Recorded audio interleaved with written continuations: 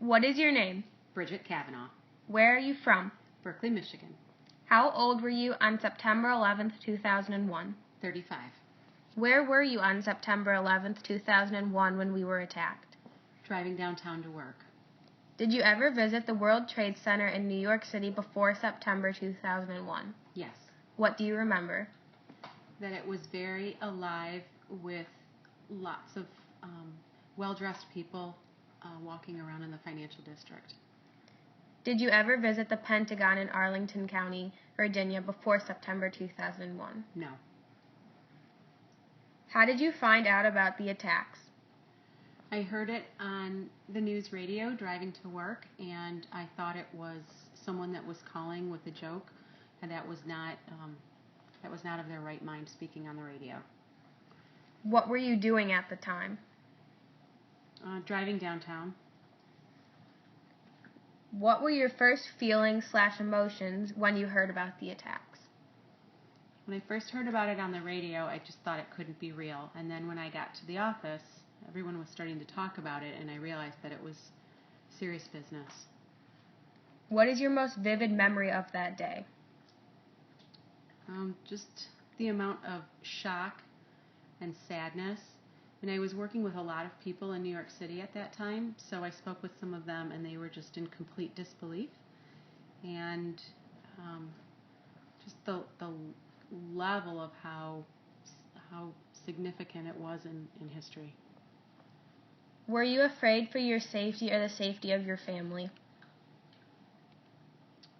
I was afraid for the safety of you, only because we didn't know what was happening. So Dad was able to come and pick you up very quickly, and you were so small at that time. But I really wasn't worried about the safety of our area as much as knowing that the larger cities were being hit, and so they were more vulnerable than us.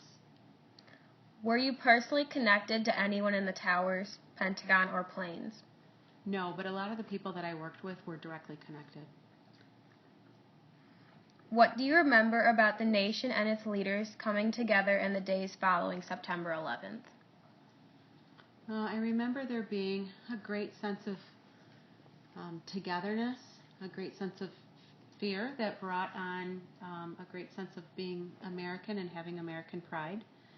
I also was in New York City that December, and we were throwing a holiday party for all of our employees, and it was, in previous years, had been so lively and fast-paced and loud, and that particular Christmas party was just so quiet, and everybody was afraid to talk. And we also, you and I took a plane ride 4 weeks after the crash, and people told us we shouldn't be on a plane, but your dad and I decided that we were not going to be holding back on the way that we live in our freedom here. And so you and I bravely got on a plane together and flew to go visit our family. And we got a lot of stares for having a baby on the plane, but it was more safe than ever those first few weeks after the attacks. Did you go to the World Trade Center site after the attacks? Yes, I've been there a few times since the attacks, and you still, even most recently, will still see people going there and just breaking down and crying. And there are still shrines to people. There are flowers in a church that's very close by. That was one of the few buildings that remain standing. But you'll see people going back at anniversaries and whatnot, just breaking down. But there's also a sense of renewed pride with the new building and the new structures that are going in, that this country will survive through hard times. How do you feel about the building of the World Trade Center 1? I think that it's time. I think it's a good time for them to rebuild it, and I think that it's a good thing. What do you think of the government's reaction to the attacks? I think that it's mixed. I think that there are so many people and so many agendas that come in together to try to decide what's right for many, that those decisions are really hard to come by. So I think the people that are fighting for us are the bravest of all, because they are putting their life on the line to protect our country. Do you think that terrorism can be defeated? I think there's always going to be a sense of terrorism. I think that the history is so long and so deep that there will always be a piece of it. Has 9/11 changed you?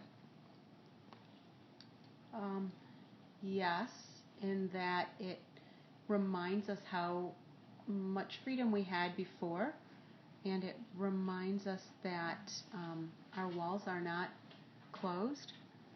So it has changed that and my perspective on that. It's also given a renewed sense of pride in the country that we live in and the freedoms that we have. What lessons should be learned from 9/11?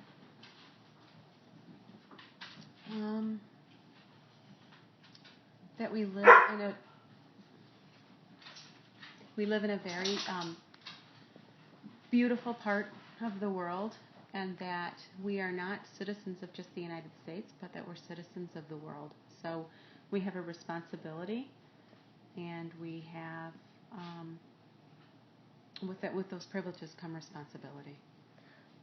Why do you think it is important for students to learn about September 11th? Because it was such a changing point in our history, and it changed the way that we live, and it changed the views on the country. And everyone that is going into 9th grade was very small, if not yet born. And so it's important to know that history and why we are like we are now. Thank you for sharing. Thank you for asking.